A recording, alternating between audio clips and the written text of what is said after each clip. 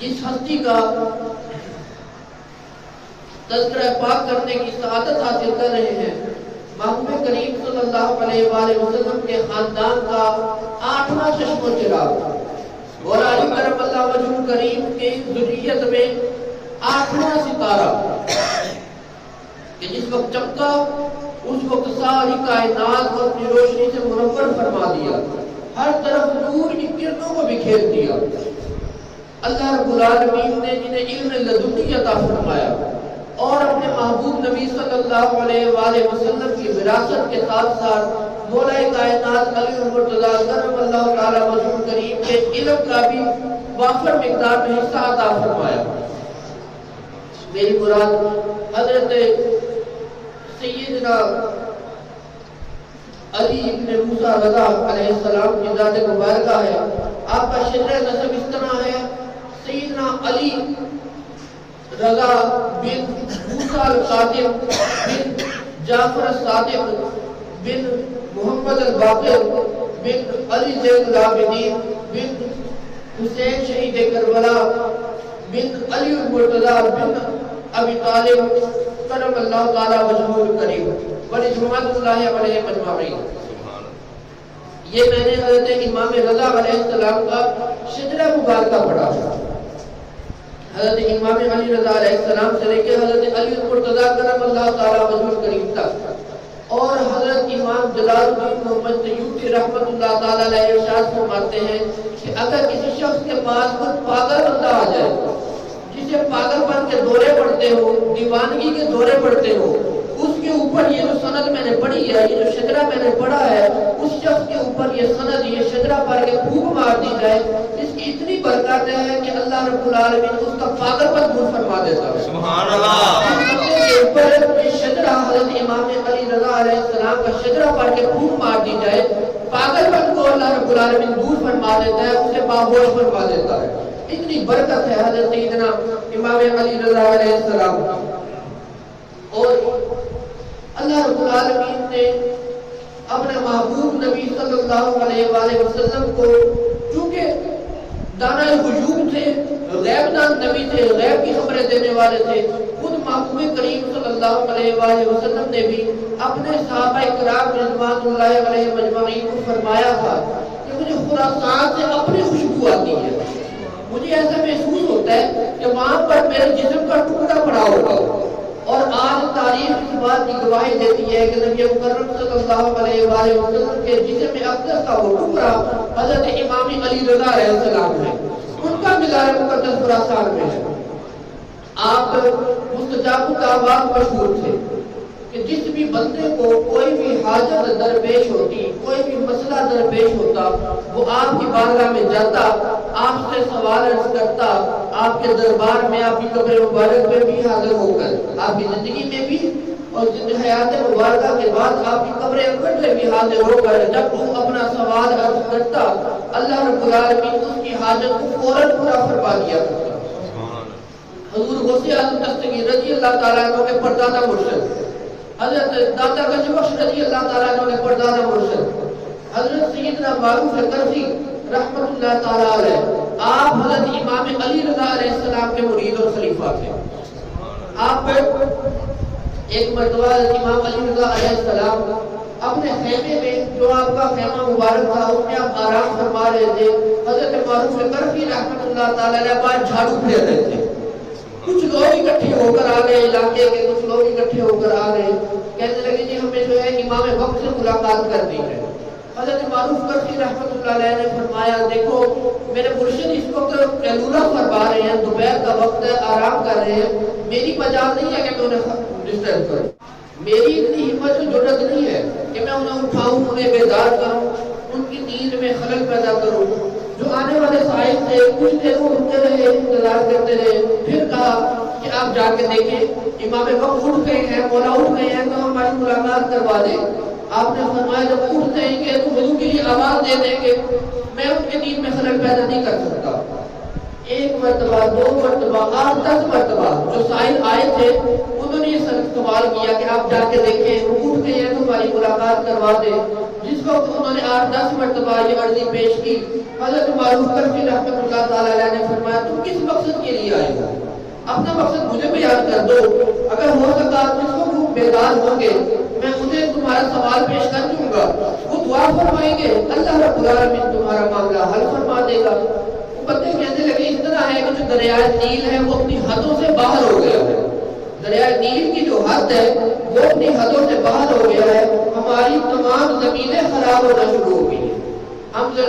کھیتی باڑی کا کام کرتے ہیں، ہماری زمینیں خراب ہونا شروع ہو گئی ہیں، ہم اس مقصد کے لیے حاضر ہوئے کہ حضرت امام علی رضا علیہ السلام آپ دعا فرمائیں یا ہمیں کوئی حل بتائیں کہ جس کے ذریعے ہم اپنی زمینوں کو بچا سکیں۔ حضرت معروف کرفی رحمۃ اللہ تعالیٰ علیہ کے پاس ایک لکڑی کا ٹکڑا پڑا ہوا تھا، آپ نے وہ لکڑی کا ٹکڑا اٹھایا اور فرمایا بس اتنے سے کام کے لیے امام وقت کو تکلیف دینی ہے، اتنا چھوٹا سا کام ہے، دریائے نیل اپنی حدوں سے باہر ہو کے سیلاب آ گیا ہوا ہے، زمینیں خراب ہو گئی ہیں، لوگ تباہی اور بربادی کی طرف جا رہے ہیں، اور معروف کرفی رحمۃ اللہ علیہ فرماتے ہیں بس اتنا سا کام ہے،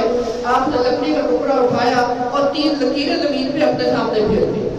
اپنے سامنے زمین پہ 3 لکیریں پھیری، اور جو سائل آئے ہوئے تھے، جو قبیلہ قافلہ آیا ہوا تھا، وہ جو لوگ آئے تھے انہیں فرمایا کہ جاؤ واپس چلے جاؤ، اللہ تمہارا کام کر دے گا۔ جس وقت وہ لوگ واپس آئے تو دیکھا کہ دریائے نیل جو سیلاب کی حالت میں تھا اس کا سیلاب ختم ہو گیا ہوا تھا، تمام زمینیں خشک ہو گئی تھی۔ سبحان اللہ۔ حضرت معروف کرفی رحمۃ اللہ تعالیٰ علیہ کی برکت سے یہ شان ہے خدمت گاروں کی، یہ آپ کے خادم تھے، وہ جو جھاڑو پھیر رہے تھے خیمے کے بعد، یہ آپ کے خیمے کے بعد جھاڑو پھیرنے والوں کی عالم ہے۔ ایک مرتبہ آپ خلیفہ مامون الرشید نے آپ کو دربار میں بلایا کہ آپ دربار میں تشریف لائیے، میں لوگوں کو دکھانا چاہتا ہوں کہ میں آل فاطمہ کے ساتھ کتنی محبت کرتا ہوں، میں کتنی عزت و تقریب کرتا ہوں۔ جس وقت آپ کا پیغام وصول ہوا آپ نے چند دوست اکٹھے کیے، آپ نے فرمایا بادشاہ وقت نے بلایا ہے ہم چلیں گے۔ جس وقت جانے کے لیے تیاری پکڑی ایک بندے نے عرض کی حضور بادشاہ تو آپ کی ساتھ عزت کرتا ہے، محبت کا معاملہ رکھتا ہے، اس کے دل میں آپ کے خلوص ہے، لیکن اس کے جو وزراء عمراء رؤساء ہیں، اس کے آس پاس کے جو لوگ ہیں وہ آپ کے ساتھ محبت نہیں کرتے، وہ عقیدت نہیں رکھتے، آپ جائیں ایسا نہ ہو کہ وہ لوگ آپ کو نقصان پہنچا دیں۔ آپ علیہ السلام نے ارشاد فرمایا نہیں ہمیں دعوت آئی ہے، رسول مقبول صلی اللہ علیہ وآلہ وسلم کی سنت ہے کہ دعوت کو قبول کیا کرتے تھے، ہم جائیں گے ضرور جائیں گے۔ ادھر دربار میں حقیقت ایسا ہی تھا، وہ جو وزیر رئیس لوگ رہتے تھے بادشاہ کے آس پاس انہوں نے فیصلہ کیا، بادشاہ نے بلا تو لیا، خلیفہ وقت نے بلا تو لیا، لیکن وہ آئیں گے تو ہم پہلے نمبر پہ کھڑا کوئی نہیں ہوگا، آپ کی آمد پہ آپ کے استقبال کے لیے کھڑا کوئی نہیں ہوگا۔ دوسرے نمبر پہ جو دروازوں کے جو پردے ہیں وہ کافی زیادہ وزنی ہوا کرتے ہیں، کیونکہ حاکم وقت کا محل تھا تو پردے بھی اسی حساب سے قیمتی ہوا کرتے تھے، کافی وزنی پردے تھے، انہیں 3 بندے مل کے ایک سائڈ پہ کیا کرتے تھے، اتنا وزنی پردہ ہوا کرتا تھا۔ ان لوگوں نے فیصلہ کیا نہ ہم نے پردہ ہٹانا ہے نہ ہم نے آپ کے استقبال کے لیے کھڑے ہونا ہے۔ جس وقت اللہ رب العالمین کے حکم کے مطابق آپ خلیفہ مامون الرشید کے محل میں پہنچے، اللہ رب العالمین کے حکم سے اتنی تیز ہوا چلی کہ پردہ خود بخود سائڈ پر ہٹ گیا، پردہ خود بخود سائڈ پر ہو گیا اور آپ علیہ السلام محل کے اندر تشریف لے گئے۔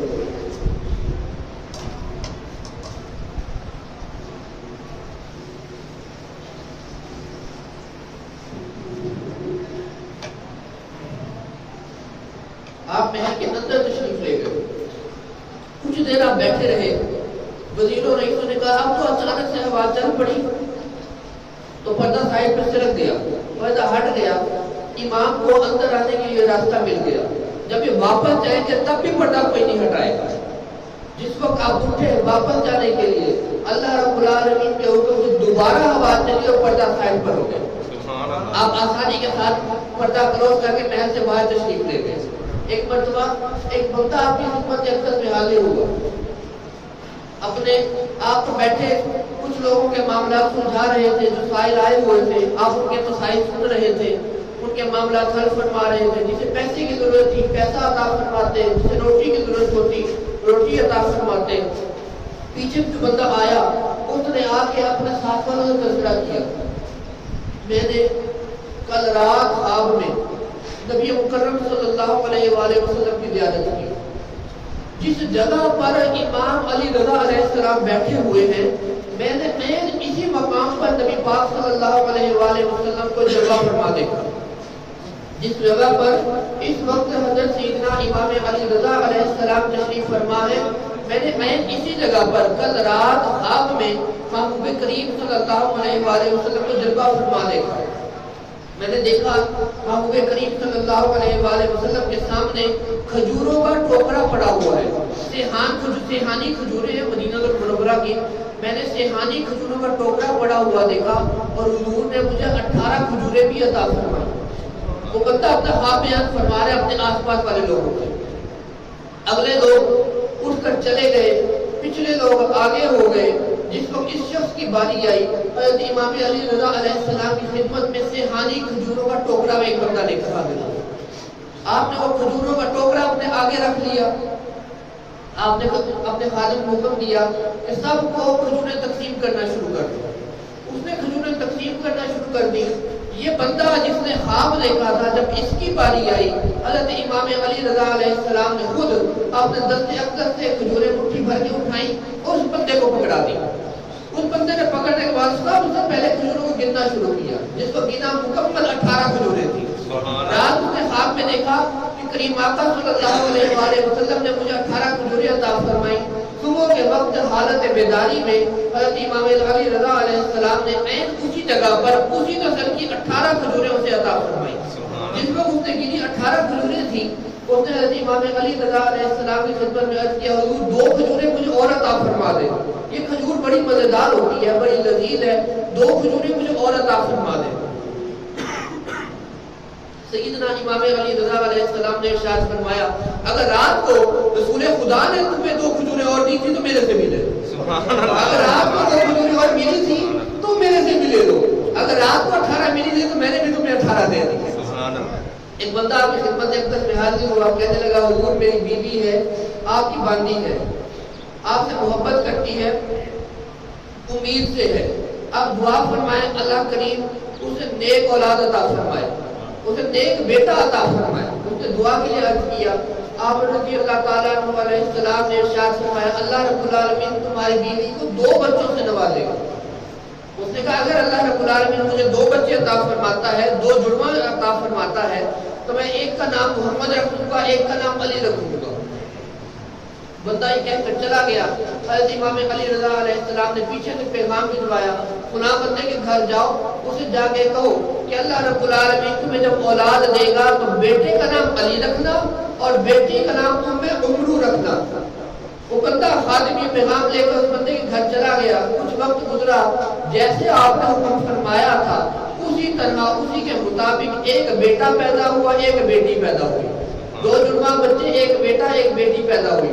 آپ اس بندے نے آپ کے حکم کے مطابق اپنے بیٹے کا نام علی رکھا اور بیٹی کا نام عمرو رکھا۔ جس کو بیٹی کا نام عمرو تجویز کیا گیا تو اس کی بیوی نے پوچھا کہ یہ عمرو نام کیوں رکھا؟ اس بندے نے کہا کہ مجھے میرے مولا نے حضرت امام علی رضا علیہ السلام نے حکم دیا تھا کہ اپنی بیٹی کا نام عمرو رکھنا۔